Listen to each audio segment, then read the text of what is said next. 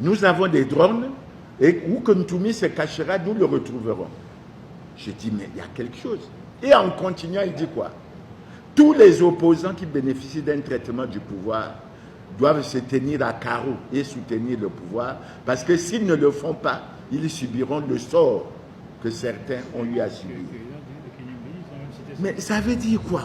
Ça veut dire que le pouvoir vous dit clairement, c'est nous qui maîtrisons cette opposition. C'est nous qui savons quels sont les vrais et les faux opposants. Et quand cela est fait, mais il n'y a aucun démenti de la présidence de la République.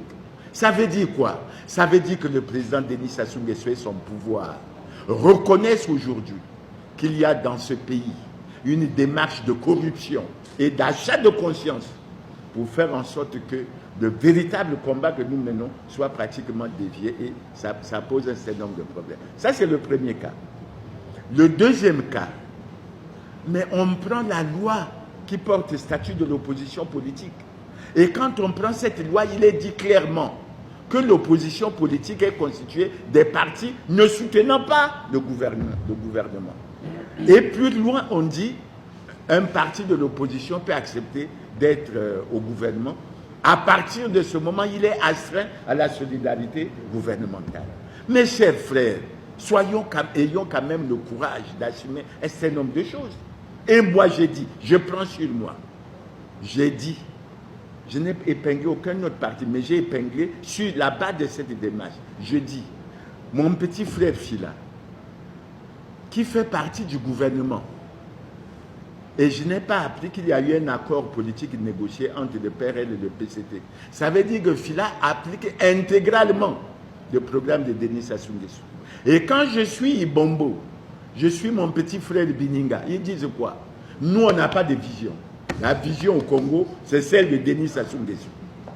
Ça veut dire que Fila a accepté d'appliquer la vision de Denis Sassou Nguesso. Mais à partir de ce moment, est-ce que nous pouvons encore continuer à tergiverser pour dire Fila est à l'opposition? Évidemment, demain, ils vont se battre dans le cadre de la Commission nationale électorale indépendante pour occuper un certain nombre de positions. En fait, occuper un certain nombre de positions pour favoriser le candidat du pouvoir, sinon Denis Sassou Nguesso. C'est la même chose pour mon frère et ami Pascal Satima Biala. Mais il faut reconnaître que le costume que Pascal porte lui pose des problèmes. Il n'est pas opposant. Et je le dis pour Pascal, avec beaucoup plus de sévérité. Pourquoi? Mais parce que quand Pascal a été nommé chef de file de l'opposition, Pascal a eu des problèmes avec Nick Fila, et les gens le savent. Pourquoi? Mais parce qu'il estimait que Nick Fila étant au gouvernement ne pouvait pas se considérer à l'opposition. Donc la démarche est claire. Alors quand on le dit, on a le sentiment que Mierassa veut avoir des problèmes. Je ne veux pas avoir des problèmes. C'est Satima Biala et Nick Fila qui doivent bien lire le droit et bien appliquer le droit. Et c'est pour ça que je dis que même mon petit frère Mboulou, qui favorise ces choses-là, il doit savoir qu'il entraîne le pays dans la dérive. C'est pour ça qu'on dit, moi j'ai cité deux. Maintenant, si quelqu'un, dans la démarche qu'on amorce, pense que lui n'est pas vrai opposant, pourquoi nous le disons? Même moi, peut-être que je ne suis pas vrai opposant. Parce que demain, si on se retrouve, qui va nous départager? Mais c'est le peuple qui va nous départager. Le peuple nous dira, oh Mierassa, mais il se cache là. Mais voilà. Comme nous les Congolais, nous n'avons pas d'humilité. Et nous n'arrivons pas à nous confesser. Parce que tu peux sortir aujourd'hui dire, bon, hier, je n'étais pas un vrai opposant. J'ai fait ça. Pardonnez-moi, Congolais. Je prends la responsabilité de ne plus agir comme ça et d'agir pour la vraie opposition. Ce n'est pas possible. Nous, les chrétiens, nous faisons ça. Donc, voilà la précision que je voulais apporter, Jimmy. Mais moi, je ne regrette nullement. Et je dis, si j'ai mon petit frère Fila en face, si j'ai Pascal en face, je leur dirai, ne continuez pas à divertir le peuple. Pascal arrête d'être chef de file de l'opposition. Maintenant, ce n'est pas moi qui suis prétendant. Il y a Yuki, il y a d'autres députés là-bas. Ce sont eux qui se battront pour devenir chef de file de l'opposition, ce n'est pas moi. Merci bien. Ah, bon. C'est un des présidents, et d'ailleurs, c'est moi qui étais président en exercice, quand subitement, cette initiative s'est pratiquement arrêté ou s'est mis en dormance. On aurait pu faire cette conférence de presse au nom de la DZAD 26 parce que le message qui est lancé ici, c'est celui que nous avions lancé à la salle de conférence de la préfecture en 2023. C'était un appel au regroupement de l'opposition.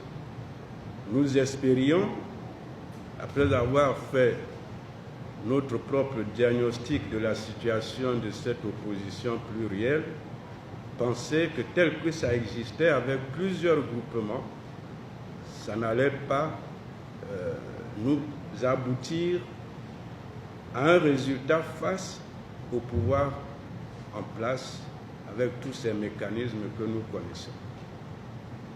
Et on s'était dit qu'il fallait se fixer un objectif majeur, c'est se battre entre 2023 et 2025 pour faire modifier la situation de la gouvernance électorale dans notre pays. Condition sine qua non, on ne peut pas aller à une nouvelle élection si on n'a pas réglé ce problème pour permettre l'organisation équitable, juste, transparente des élections. Et on s'était dit que ça pouvait être le grand point de convergence qui pouvait rassembler l'ensemble des opposants. Malheureusement, on avait écrit en ce temps-là à plusieurs groupements, à plusieurs partis qui se réclament de l'opposition. La réponse a été que chaque groupe se cantonne dans sa petite chapelle et personne ne veut la quitter pour rejoindre une autre. Donc, on est resté dans le statu quo. Mais aujourd'hui, l'avantage, c'est que je trouve dans cette salle, autour de cette table, les représentants de ces différentes plateformes. C'est déjà, je crois, un pas important, un geste qui diffère de ce qu'on a été jusque-là. C'était rare de voir où la fédération de l'opposition organiser un tel événement et avoir les représentants de la COPA, de l'ARD, de Mathias Ndion et autres. Mais aujourd'hui, nous sommes là. Et je pense qu'en synthèse, je voudrais dire qu'il faut être honnête pour reconnaître que toutes ces expériences ont échoué.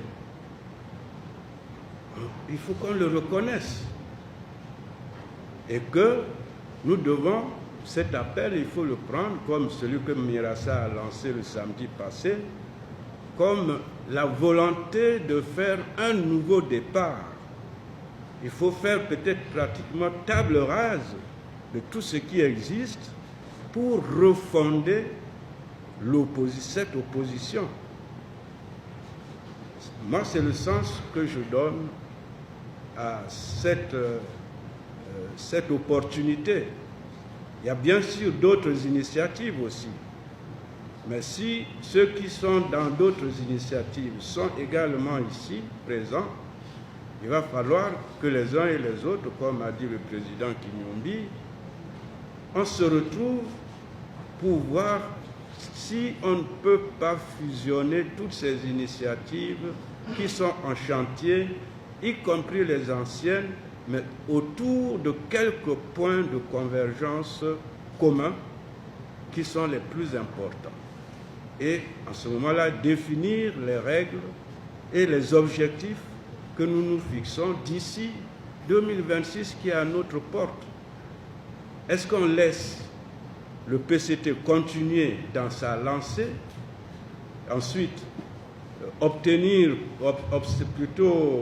opter pour le boycott de l'élection qui va malgré tout se réaliser et on nous mettra devant un fait accompli parce qu'on dira l'opposition n'est pas allée à l'élection parce qu'elle n'est pas capable de s'organiser, ou on verra quelques individus au nom de l'opposition qui vont se positionner sans être sûrs que les règles de jeu sont claires et que leur vote sera pris en compte.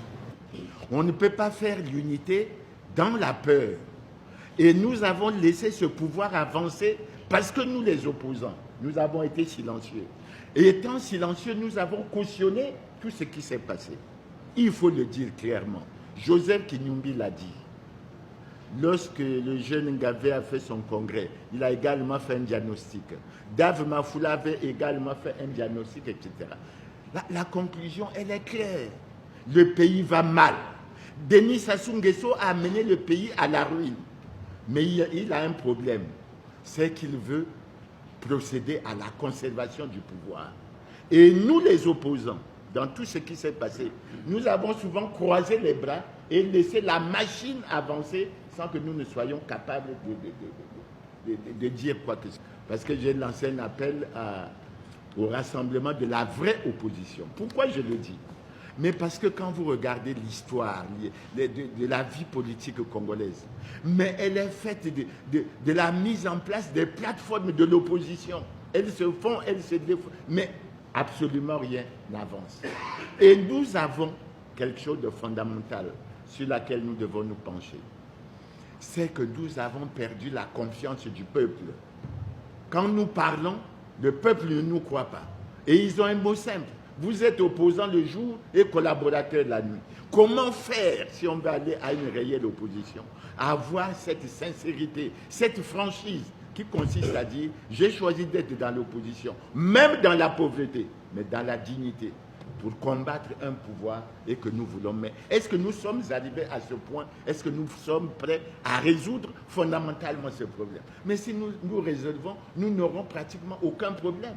Ceux qui vont prendre de l'argent la nuit, mais qu'ils disent franchement au peuple, nous, on n'est pas là, mais qu'ils ne viennent pas divertir la population.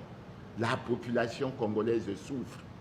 Et aujourd'hui, le constat est fait. On a besoin d'un changement. Le pouvoir actuel a échoué.